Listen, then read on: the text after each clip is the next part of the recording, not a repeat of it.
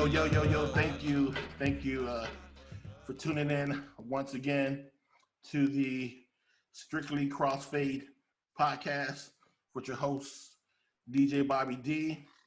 And today is, today's a special day. It's a very special day. It's, I was finally able to do one of the things that I wanted to do, that I've been building up to do. And I'm glad I did it this way. The guest that I have here today, I don't even know if he knows this or not or remembers this, but he was my first. He's gonna be my first guest on this show here today, but he was my first guest on a prior show that I did too. Back in one of my endeavors, I used to have an internet show called Rap 3000. Well, it was Rap Radio at the time, and he came and blessed me and DJ Theory, down to the studio and everything, and because of that positive energy that brother brought, we were able to do so many good things, like have a lot of other guests in. He helped us work out those kinks and whatnot. And because of that positive energy, we were, like I said, we were able to do a lot of other things, get a lot of other guests, the Outcasts, the Goody Mobs, the Too Shorts and all that or whatever. So I think I'm here. I think I can say right now that this gentleman right here may be my first guest on whatever endeavor that I do. I'm just going to try to keep that positive energy going and keep it building and whatnot. So, but let me introduce you.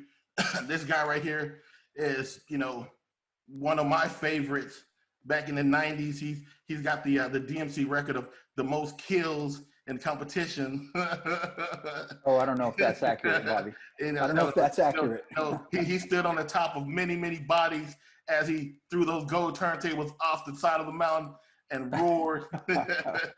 Everyone, my man himself, DJ Baby G. Thank you. DJ Bobby D. How you doing, bro? I'm good, man. I am good. And, man, that was quite the build up there. You're putting pressure on me, man. I'm you know what I'm saying? I'm trying not to. It's just there's just so much to say. I mean, these are all the positive, true things that I've witnessed.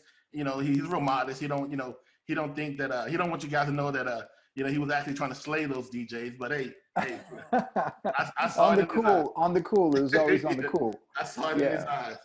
Man, I completely forgot about Rap Radio. Was that down in Deep Ellum? That was down. Yes. Yeah, I remember that. Me and Theory, we started an internet radio station. We were podcasting before podcasting, man. Right. Was this broadcast.net or something? No, broadcast.com. .com. Yes. Right. I remember that. First we were AudioNet, and then we became broadcast.com, and then we sold to Yahoo. But yeah, for a lot of money. Oh yeah. Cuban and Todd Wagner, they made out there with a 5.2 billion. I'm not gonna say how much I made it out there with, but wow. I'm not complaining. Yeah. I'm sure nobody at that time complained. I mean, y'all were definitely ahead of your time. We're just putting it together, man. We're just putting it together. We had the guy that slept on Jason's couch. It's an Indian guy named Saj. I mean, that guy there woke up one day and grabbed the server and just programmed it, and he just threw some codes in there and created the radio station. Then on top of that, he created a Pink Floyd radio station that played Pink Floyd music 24/7. And then off the back of that, he made Rap Radio, and then we just took it and ran with it, man. Wow. And wasn't there an affiliation, like didn't K104 broadcast through you all or something like that? Or am I making that up? When we hosted a lot of different stations and whatnot at that time. It wasn't just through Rap Radio, it was through our Yahoo servers and whatnot. So we're we had a lot of different partners. It's like we were able to put what we were doing next to a lot of those big things. Right. Okay, cool. Well, y'all were definitely ahead of the times there. And for those of you who are listening outside of the Dallas-Fort Worth area, K104 is one of those heritage radio stations that's been around in the community for many, many, many, many years. Urban radio station. Yeah, and a lot of DJs have went there. Like there's other DJs that I know that have. Well, I mean, you didn't you do a set on there? Yeah, I was on there for a year on Nippy Jones' show. God, what was it? Tight at Night on the Tight at Night. There we go. There we go. With Boss and Cocoa Butter and Nippy Jones. Yeah, I would miss like 3 days a week. On there, on the cool, man. George So modest, just throws that out. That's cool, man. That's cool. Let me do this. Let me give you a little backstory to what I'm doing. It's like now I named the show the Strictly Crossfade podcast because if you're a DJ, you know what a crossfader is. Yeah. And first I started out because I've always had the rebel spirit, and I'm a student. I consider myself a student of Jazzy Jeff. Definitely at the time, man, Jazzy Jeff was one of the nicest crossfaders that I could think of, and I never heard him hit the switch or whatever. So that right there probably doesn't matter to really any other DJ. It just mattered to me. And then no, I think there's probably others that felt the same way. I mean, I heard your first podcast and your explanation of why you got the name, yeah. and I'm not going to throw you off course because it sounds like you're going to explain it again, but yeah. I feel it. I'm feeling you for sure. Oh yeah. So and as I guess I'm growing and doing this, I'm kind of figuring that crossfade to me may be way of life, because it's just it's just I'm a creature of habit. I don't change a lot. Like I'm cool with eating the same meal every day. I'm okay with that. I don't need a lot of different things to happen or whatever. So I guess, I don't know, man. It's morphing into all these different things or whatever. So, but right now it's kind of like a way of life or whatever for me also right now. So, and there you go, Okay. going in a nutshell. And let me start with you. Let's go all the way back. So, how did you get in? How did you start DJing? Like, did you wake up one day and say, "Hey, man, I'm gonna be a DJ"? No, man. It's funny because actually, I became a DJ similar to the way you did. I heard your backstory on your first podcast, and I was relating to a lot of things that you were saying. And I enjoyed the podcast. Thank you. You're welcome. But just being around break dancers around school. I mean, you and I are about the same age. So in the mid '80s, we were in school, junior high, high school, leading into the 90s, and I mean, hip hop was the thing, right? For some folks, so I was a b-boy. I used to break dance, and there was a guy that I knew who was from California who was a popper, and he was really good. And he was the one that used to tell us about DJing and scratching and all that. And he had a turntable set up at his house, but he didn't have a mixer. It was just plugged into a jam box. So the way he would scratch is obviously no crossfader, right? So he would just go back and forth with the auxiliary and tape button. So he would just go back and forth. So he would switch the input to tape so he could bring the record back and then pop it back onto phono and then, let the sound go or scratch or cut or whatever it was he was doing.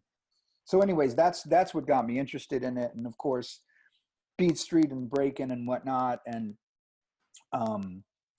then getting turned on to other DJs that were mixing and cutting on the radio, Dr. Rock and remember Dr. Rock, man?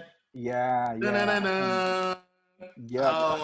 He was really a big influence. So I don't know if you know this, but I was actually born in South Texas. Okay. And I moved up to the Dallas-Fort Worth area and to Irving when I was in junior high. Okay. But I mean, the music and the culture had gotten down there to a certain extent. Yeah. And there was a few kids from California that had a lot of the electro pop, like the Planet Rocks and the Twilight 22s, Electric Kingdom. Oh my God, Cybertron, Clear, and all that stuff. That's me. Yeah, and then I remember going out to a music store when I was in, I don't know what grade, 7th grade or something, and somehow I had $10 on me. Yep. I don't know. I guess it came out of my piggy bank, and the first tape that I ever bought was Run DMC. The first. Yes. Yeah. So anyway, so all of that kind of led up to it, and just I got my first job when I was in high school at the Irvin Mall. Okay. Irvin Mall, I remember that. In the food court there, and I just saved up money, and I was walking around after I got my first paycheck, and I walked into Radio Shack, and I was like, man, I want to buy this mixer. That's what happens, man. Yep. And then I went to the record store, and I bought my first 2 albums, which were Mantronics and Run DMC Raising Hell. Yeah. My first hip hop albums, and it just kind of took off from there, man. Yeah. It took off, and I didn't look back. Did you ever mobile DJ or partner up? Oh Or, yeah, yeah, yeah, for sure. And like I said, there was a lot of similarities to your story. You know, you were talking about how you did mobile DJing in high school and did oh, yeah, dances and parties yeah. around the way. I did a lot of that in Irving, and um, and I really was not that good at first. Oh yeah, oh yeah, yeah, yeah. Yeah, It's a curve, man. It's a learning yeah, curve. I was actually pretty bad, quite frankly. But learned, like you said, the hard way, and just kind of figured it out. And I had other friends that we'd hang out with, and they'd come over to my house, and I had a raggedy ass turntable, and we'd play records Oh yeah, and just jam and just yeah, just eventually figured it out, and then did some really good house parties and high school graduation parties in oh yeah, Irving. oh yeah. Yeah, and just kind of came up that way. Oh yeah, Yeah. you know, because in these Dallas, you know, where I grew up, man, it's like when I was catching the I guess the bug, it's like everybody, it's like a whole crew. We had DJ crews. It's like, you know, I was with a lot of boys, and then we had like bass rock, and then we had you know, some other guys, Turbo, and Hmm. you know, yeah, and it's just like my high school, man, we had like at least 5 crews, and then so I mean, so from junior high to high school or whatever, we had like all the parties came pretty much through us. You know, Okay. we had a VFW up the street where all the girls Yep. did their quinceañeras, and are downtown at the convention center. So I came up like that, man. Just you know, and it's like, and which leads me to, you know, which leads me to the next thing is like for you, competitiveness. Like, when did Uh-huh. that kick in, man? When did you have to be the best there was, George? When did you have to bring your sport Uh, out, man? well, I mean, there was competitiveness with the breaking thing, Yeah, right? With the b-boy thing. So we would battle, uh, and I guess it's just part of the culture, right? So if you yeah, freestyle, if you rhyme, you always want to be better than the next one. So if you're kicking rhymes in a cipher, you want to outdo the next dude. So it's always kind of been there. yeah. And so how did that happen? So do you remember Mixmaster Jeff?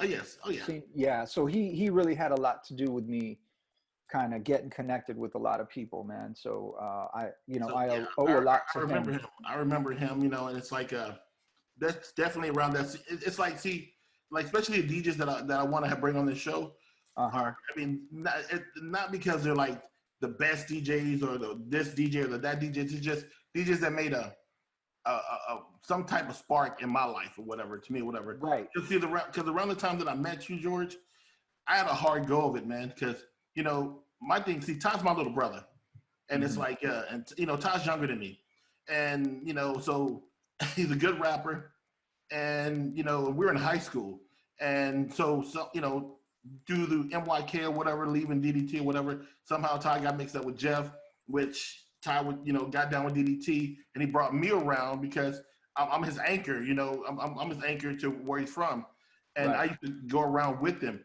And now we're in this deep Ellum scene, and dude, I just had a rough go of it, dude. I was not welcomed by Sound Chaser, which I Oh, love Sound Sound Chaser. Chaser. Wow. I love Sound Chaser. Sound Chaser kicked me out of his apartment once, bro. Oh man. And Oh man. I didn't have a good go of it with DJ Zero. I didn't have a good go of it with Jason from DDT. Uh-huh. Uh-huh. And but when I met you, I mean, you were always pleasant. And it's like, you know, and it's like, I Well, didn't even let know me you. just hold Go that ahead. thought. I just want to say, because we're I don't know where the listeners are at. All Yeah. these folks that Bobby's mentioning are Dallas DJs, old school DJs that Oh yeah. were Oh yeah. Oh up yeah. in the scene, making a difference and Yeah. rocking parties. And Ty is a dope rapper producer that was part Yeah. of the group that you were in, right? Shabazz 3. Yeah. So Smash 3. I You mean, know. we're definitely conversating very casually. So I Yeah, just want because the listeners to be it's aware. just me and you. Yeah, I'm coming into like I me know, and right? I you. feel like I need to crack a beer now. But anyways, so yeah, so you were saying you had a rough go of it, Yeah. You know, and and definitely, man. I wish people could have witnessed Sound Chaser, man. I mean, he went too quick, but I mean, just DJ, just magnificence. I mean, this guy was so good. I've never seen shit like that in my life, man. I was like, wow. But yeah, you know, his time was real short, man. But and then, you know, but when I met you, you were real pleasant. You weren't like, just fake or whatever. You're a real dude. And it's like, and when I didn't have 1200s or whatever. And I remember you used to, invite me out to Irvin to come and practice on your 12s. I'm like, Yeah. I've never been on 1200s. Yeah. I was pretty surprised that I had them myself. I had just asked my 1200s are what DJs use, to sharpen their craft. This is what you're working hard to get. This is like, you're going through the pawn shop shit and the Radio Shack stuff or whatever until you get to the 1200 turntables and maybe a good Vestec mixer if you could, Yeah, the thing about those 1200s, they're industry standard turntables. They were built like tanks. Yeah. I mean, I still have my pair that I bought, the original pair in 1988, and they still work. I mean, I've had them tuned up and whatnot, but those things were built like tanks and they were just solid. And that's what every DJ used for many, many, many, many years until they discontinued them a few years ago. But yeah, I had asked my parents for them for a graduation present, and I was really surprised when they got them for me. I think they were worried about me getting into trouble. So they were like, well, he seems to be into this DJ thing. He's not out running the streets too much anymore. So maybe we should get, I mean, I don't know. They got him for me. I was really surprised that they said yes. How many pair have you had at one time? What's that? How many pair have you had at one time? 4. I mean, no, 2 pairs. Dude, yeah. I was up to 6 at one time. Dang. I mean, yeah, back in the after Shabazz was rolling real good, man. Getting close to the 2000 stuff. The internet stuff started kicking in, whatever. I had a pair for inside of my studio in my garage. I had a pair that just stayed on the road, flight cases. Right. Yeah, and then I had my original pair that I first had. Right. I can relate to that. I didn't. And that's why I got that second pair, because I wanted one set up in the studio at all times and then one that was in the flight cases ready to go for the mobile gigs. Right on. But yeah, man, those were good times, man. Those were good times. You coming over to the house and DJing and yeah, it's crazy how much time has passed. Let me get into let me switch up a little more and get into some of like this DJ culture stuff or whatever. So how did you I'm trying to see if you had any quirks or whatever, like how did you feel about people looking at your records and shit, or I didn't like it. I didn't like it. I would put tape over the label sometimes, yes. Like really hard to find ones. I'd put tape over the label so people didn't know what it was. Yeah. I knew I wasn't the only psycho, man. It's like I used to draw the fuck you with the finger on the record or whatever. If I knew exactly, So when somebody look at it, it'll just be that, Right. I mean, I used to cross it out with a pen or a Sharpie marker, but then I realized like, oh, wait, in the future, if I want to try to sell this record, it's, it would probably sell for a higher price if somebody could read the label as opposed to it being scratched off. So I stopped doing that. But no, I used to like write over the label so nobody could see who the artist was or what the name of the label was. Oh, man. Yes. I mean, the train spotters, we call them. There's somebody train spotting. So then they're like, looking at your turntable, trying to figure out who the artist is. Yeah, and that's why Sound Chaser kicked him out of his apartment when I first met him, whatever. Because you were train spotting. Yeah, I'm young, I'm new. We all did it. We all did it. And I'm like, and I stopped the record once to see what it was. And that was a sin, dude. He came in, he got me the hell up out of there. Man. I was like, oh. So I kind of deserved that. Yeah. No, that's cool. See, I just knew I wasn't the only one. I knew it. All right. So I don't think I answered your question about the competitiveness and the battles or whatever. So Jeff, Mixmaster Jeff, lived in Irving too, and we used to rock parties together. I used to hang out at his place. I mean, he was grown though. He lived with his girlfriend. Yeah. They had an apartment, and I'd come over there and we'd play records late into the night. Sometimes he'd come over to my place, but back then I was still living at mom and dad's house. Oh, that guy. Yeah. But anyways, he ended up getting a radio show on KNON. So he would bring me along to hang out and then eventually let me mix on his show. And then that led me going to Deep Ellum and going to clubs and this, that, and the other. And then getting exposed to like DJ battles that were actually going to take place, and that's just kind of how it started. Yeah. Yeah. Man, when you mention that canoeing, that's like one of my favorites, man. It's like at least I was able to give him a hug and give him his roses while I was here, man. But DJ Curly, man, Curly, Yeah. oh my God, Curly. Yeah, I he was remember, dope.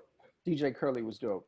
and I sat in the corner once and I watched him do a show. I mean, that guy used anything. He had some raggedy little turntable deal, and he would switch onto that and switch over to mic and just. I mean, he'd be full of sweat. He always had he was always cheery and just be going for it, man, killing it. Yep. And he'd pull out his little white wash rag and wipe sweat off his forehead. Man, yeah. I remember me and Ty, we had we were like nobody. This is way before, Shabazz Street. We used to like go up there, and we had just made a Christmas song. I'm playing rhythm tracks, and I'm scratching jingle bells and shit, over the hook and all that. And Ty's like rapping or whatever, dude. And DJ Curly was the first canoeing DJ. He took that tape, man, and played it for us. Because we were at the show, and he popped that in, dude. The first time we ever on the radio. And it's like, I'm like, and then my mom, she heard it. And Ty had his mom at the house, recording and stuff. And it's just like, man, DJ Curly. That's awesome, man. You still got that tape somewhere? And when I've told that story just a few times, and that's exactly what everybody said, like, hey, man, you still got that tape? What's crazy is that I have everything I've ever done, man. I have every tape. I have all the tapes to all of my rap 3000 shows. I have all of the old tapes and whatnot of me, Ty, and John were barely building. I have the tapes of when we did Flomatics. I have all the studio sessions, the ADATs. That's dope. You still got a DAT player? I don't have a DAT player, but I have the DATs. Okay. Yeah, I sold all of my studio equipment. It's like, for any youngsters listening, a DAT is a digital audio tape. Digital audio tape. That's before we were recording on hard drives, right? Exactly. We're furthering that technology at the time. We're getting that. Yeah, we're out there blazing the trail so the other engineers can do what they needed to do. Right. But yeah. So yeah, I think I have that. I have everything, man. I don't throw away anything. I'm like I said, I'm a creature of habit. That's cool. That's really cool. Let me ask you this, man. Now this is kind of a personal deal. This is just an understanding or a psychoanalyzing kind of deal of a DJ's mind or whatever, if you don't mind. Yeah. I mean, okay. I mean, I know you're married, you have a family, whatever. But tell me about the first time that what I'm saying, you and your girl went to the club to go and have a good time. Like, did you guys wait in the line? Usually I didn't wait in the line. No, of course not, because you're DJ. But did you wait in line? So you're talking about like my wife or like my girl from back in the day? Okay, I'm just saying. Well, the first time you've been a DJ for a long time. The first time you went to the club with the girl to go and have a good time at the club, she wanted to go dancing or whatever, and you being yours. That usually, well, that didn't happen much, man. Let me think. Did I wait in line? Yes. The first time, yes, I did. Yeah. Okay. Yeah. Okay. And then when you went into the club, what do you do? Do you guys go and get a seat, or you guys go to the bar and get a drink, or? I think I know I think I know where you're going with this. I mean, I probably went to go check out the DJ booth. Look at you, dude. I mean, we're crazy, man. It's like, or like at least walk by there before on the way to the bar, And I mean, the first time I went to a club was in high school, and I we couldn't drink, and I wasn't into drinking. I actually didn't start drinking alcohol till my mid-20s. Yeah. But yeah, I mean, I want to say that one of the first clubs I went to with a girlfriend was there a club in Arlington called Fast Times? Yes. Fast Times. Yeah, I went to go see Dr. Rock there. Yeah. Wasn't I think it was a skating rink or something like that, or? No, it wasn't a skating rink. It wasn't a skating rink. It was a club. And I just remember going there and he was just cutting and scratching and playing Run DMC and whatever else, Houdini, whatever else was hot at that time. Man, those were good times. I had such a hard transition, man. It's like, I just know I'm not the only one. It's like first, my girl, but you remember my ex-wife, and Yeah. and she used to love to, go dancing and stuff. It's like it was almost impossible for me, man, to wait in a line for one thing, because I mean I'm a DJ. I go to the back, or I know the guy at the door, or whatever, and then get in there, and then when you go inside, grab a seat or get a drink, and we're gonna dance. I'm gonna be bumping up against these people. I mean, my thing is, I want to go to where the DJ is or the sound guy and watch the people, because I'm so used to playing the music or whatever. Right. Oh my God, I still get kind of weird around a lot of people or whatever. Yeah, you know what? I can totally relate to that. So the question I was answering when I talked about fast times, Yeah. that was before I was DJ Baby G. Okay. I mean, I had started the process, right? I was DJing and stuff, Yeah. but I hadn't really been out. I hadn't had any club gigs, put it that Yeah. way. But yeah, no, I hear you. I mean, the majority of the time, once I was out and about in the club scene, I wouldn't wait in line. And like I really wouldn't go to hang out with my lady and dance. I would go because I wanted to check out the scene, check out the DJ. Yeah. And yeah.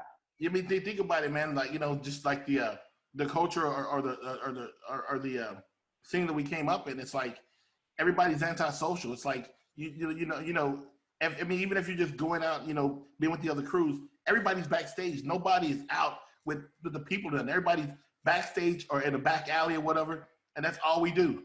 Hanging out. Yeah. Yep. And no time you go in and mingle with people and try to do that kind of thing, man. It's like I said, I had a hard transition, man. It's like now I'm able to do it. Now I'm out there, dude. I'm doing the bachata. I'm salsa dancing. Right on. Yeah, oh yeah. You know what I'm saying? The cumbia, all that. I'm working it out. I hear you, man. I feel like back when I was a DJ, like if I wasn't out checking out the scene because it was an artist or a DJ that I liked, like I didn't much like going out unless I was the center of attention. Yeah. I never just went to a club and I was there. I explained that. I was like, I'm like, no, I just never went to go to club for what? I mean, and do what? Like, just say you want to go see your favorite artist or whatever. I'm like, well, yeah, I was there, but I was already backstage. I was meeting them, Right. No, I hear you. Okay, and the last thing, man, Serato. Now, see, I stopped right up, when Serato came out or whatever, man. It's like, I guess I didn't get into it like, a lot of other DJs did or whatever. It's just like, I like that character building stuff. I guess I was more driven to, your needles bent, or you gotta, your fader's bleeding, you gotta work that shit out. You know what I'm saying? You got a record that's skipping, and you working it out. But I always saw Serato, and it's probably just me. I always saw it as, now my uncle wants to DJ, or now my aunt wants to DJ. Now she can. I'm from the school where, I counted the snare, for 14, 15 seconds, how many times it hit times 4 and come up with my BPMs, Right. But now, to my understanding, you put Serato in and boom, it's like, hey, here's your beat per minute, and, so yep. I didn't really get into it. Did you get into it, or? I did, because I actually just officially retired from DJing a few years ago. Okay. It's been a really long DJ career. Yeah. Started off, with the house parties and whatnot, and then eventually clubs, radio, DJing with rap groups and traveling and all that. Yeah, and then at the tail end of it, actually Serato is or digital DJing, I should say, is what got me into the mobile DJ thing. So, I mean, I was reluctant at first, but I mean, there's a lot of advantages to being digital. And for me, mainly it was saving my back. Yes. Because carrying crates and turntables along with speakers if you're mobile DJing is backbreaking, I used to hate Austin, man. Every time we did a gig in Austin, you have to park like far away, three streets away, and carry that shit all the way down to the club. Yep. 6th Street is blocked off. Yeah. So because of that, I was open to it, but once I got into it, I mean, it just opened up all kinds of possibilities. Yeah. Oh yeah. You You know, might keep working. yeah. So it was, it has its pluses and minuses. Yeah. But I mean, Yeah. I think, man, when you're calling out these names, man, there's so many DJs that inspired me and that like I looked up to or wanted to like, or that I learned things from, or Yeah. I'd hear them mix or scratch on the radio in Dallas, and I'd try to figure it out. Yeah. So I have a question for you related to that. Like, who were some of the DJs in town that inspired you? That inspired me. Besides, it inspired you to DJ and to get better and to, you know, Okay. just made you want to excel as a DJ. I know you mentioned your uncle AJ Yes. in a previous podcast. Who else? Yeah. Who else in Dallas, in the Dallas Fort Worth area, inspired you? I will say, Sound Chaser. When I first met him, when I first saw him get down, Yep. you know, I wish that I wish he would have liked me. You know,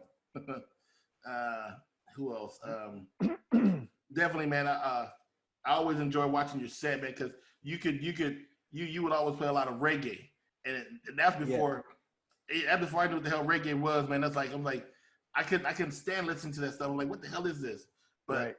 and it's like and then when I listen to you, jam, it's like George knows how to jam, because there's other DJs that make me mad that scratch and all that shit too much, and it takes the people off the floor and stuff. Right. They don't But keep there's the groove. Yeah, but there's only a certain DJs that know how to jam. I appreciate that, man. I really appreciate You're one that. of those jamming DJs. Thank you, DJ man. Curly For DJ, sure. He yeah. was one of my inspirations. Curly, You know what's yeah. crazy is some of these brothers that we mentioned have passed away, man. Yeah. I mean, everybody, and I'm about to mention one more that's passed away too, man. I used to listen to every Saturday night or whatever, man. That damn Jim Evans. I was wondering if that's who you were gonna say, because he definitely, man, that dude was so creative, man. Jim Evans was dope. He was one of the first ones I heard in Dallas, like blend a slow jam with a Miami bass song with like, Catching that other beat, yeah. It's like a song that's double time. So he Yeah. would blend a slow jam with like an up tempo jam. Yeah. But yeah, Jim Evans, DJ Curly, Sound Chaser, Mixmaster Jeff, all those brothers have passed, man. So rest in peace to them. Yeah. Yeah, so definitely Jim Evans, DJ Curly, for me, Jeff, and also D-Shay. Remember D-Dope D-Shay? D-Dope D-Shay. Yeah. I remember D-Dope. He was a big inspiration. Also, DJ Ice-T, who later changed his name to DJ Ice. Okay. I don't know if do you know who I'm talking about? Nah, I don't think I remember him. So Terry. So he's from Oak Cliff, and he DJ'd for You Know Who. Oh, yes. Oh, yeah. Bow and Hose. Yeah. My Bow and Yeah. Ho. Yeah. And they had another single they pulled out. I think it's called It Tickles or Tickle. Yeah. Like that one. That I remember when that came out. But Bow and Ho was my shit though, man. Oh, Bow and Ho was the jam. Also DJ Zero.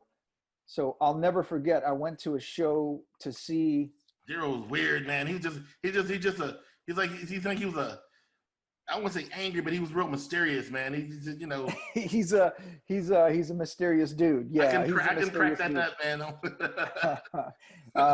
He was dope though. I went to go see a show at, God, what was that club over there by Big T Bazaar? Was it Down Under One? Over in Oak Cliff. Yeah, off a bit. You remember Big T Bazaar? Yeah, right there. Yeah. I used to go get my There was a club. I want to say it was close to there. I think it was called. What was that club over there? God, it's so long ago, man. It's like 30 years ago, bro. Yeah. And I usually stayed out of Oak Cliff though, but yeah. It was. I think it was called Down Under One. Anyways, it was supposed to be Sir Mix-a-Lot performing, and this was before Baby got back. Okay. I'm pretty sure that's who was supposed to perform, but You Know Who opened up for him. Okay. And man, they had that song out, Bow and Ho, then, and they rocked it, man. I mean, they put on such a dope show. And at first, well, not at first, at some point in the show, it was DJ Zero and DJ Ice-T. They had two DJs. Yeah. and they did a set together, like a DJ solo together, and they were going back and forth. And man, I was just so impressed, man. And you know who put on a really good show, and then they did Bo and Ho at the end. Everybody went crazy. And then Mix-a-Lot and them didn't show up. So I remember I would I don't know if I skipped school or whatever, but I would go all the way to Redbird Mall to see Snake, Big Al, and Casanova Rock, and those all who the Death Point. They would broadcast live from there. Oh man, yeah, we can't forget about those dudes. Oh yeah, man, the All Hardy Death Party show, and Easy Eddie D as well. Yeah, man, Eddie guys. Man, they broke so many records. I mean, they played so many songs that, you know, nobody else had ever played before. And they had me going to Sound Warehouse every week trying to find those records. And probably about 75% of them I could never find. Oh, yeah. Because by the time you get there, I've already got I skipped school that morning, bro. I went on Thursdays and I got those. And you went and bought the copies. Yeah, that, or then I jump on a bus. I go to Top 10. And I already hit Jefferson off on Top 10. Off of Jefferson? Yeah. Dude, I was in the crates, man. I was in the crates. I was spending anything I had to get records until I came up with my schemes, and then but anyway. Right. Well, I had my versions of those schemes too, so I ain't gonna go into any detail. That's why I didn't mention where I worked at when I said Urban Mall. That's all I said. Oh man, dude, I really enjoyed sitting here catching up with you, George, and likewise. I appreciate your honesty, man. You didn't dodge anything, bro. You answered every question. It's like, but let me ask you this one last thing, man, before I let you go. Yeah. So DJ, I mean, do you think it's something that can be taught, or you have to just be born, man, to be a DJ, bro? I think it's both of them. I think it can be taught, but if you're born with it naturally, then you have an advantage, and you're gonna probably pick up on things a lot quicker. Like if you have natural rhythm, or what it takes to move the crowd, and what it takes to bust the groove and not go there, then you definitely have an advantage. But honestly, I feel, and this is my opinion, I feel like I wasn't born with that. It's something that I had to learn. And luckily I hung out with a bunch of dudes in high school that were into the music too, and I vibed off of them and picked up on cues here and there. When you're, I know you're modest. You're saying that you feel that you have to learn to do what you do. I mean, George, I've seen the videotapes, man. I've seen this kid that will do anything that he had to do to win. I've seen this kid, man, that would get down to his skimpies. That that would take his shoes, his socks off. He put his feet on the table. He put his back on the table. He put his butt on the table. He put his Johnson on the tables. He'll go. Oh, I mean, you can't learn that, bro. That that's a savage, man. Man, you're born with that, bro. I appreciate that, man. I appreciate that. No, I was just trying to be as outlandish and creative as I could be, and just taking cues from the music I heard and things that I had heard about on the scene. And I can't remember what record said it, but maybe it was Egyptian Lover or something out of the West Coast, where they said something about doing tricks in the mix like no other DJ can. And then I remember there was an article that I read about a battle between Dr. Rock and what's that DJ from Houston? RP Cola. I don't know if you ever heard of RP Cola. He's like an old school DJ. They battled somewhere, and RP Cola had like won the battle, because at the end what he did is he took a thumb, what do you call it? The thread that somebody would use to sew with. Yeah. The thumb stool, what do you call that? The thimble, the little thumb. No, not the thimble. So if you think about what the thread is wrapped around. Yeah. Right. Oh, that little wooden thing. The little wooden thing. Yeah, right. Yeah. So he took that and put that on the spindle of the turntable on the platter, and he put the record on top of that. Right. So he rigged it some way to where the record was lifted up off the platter about, I don't know, 3 inches or something. Yeah.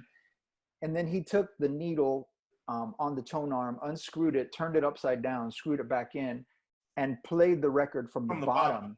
So it played backwards.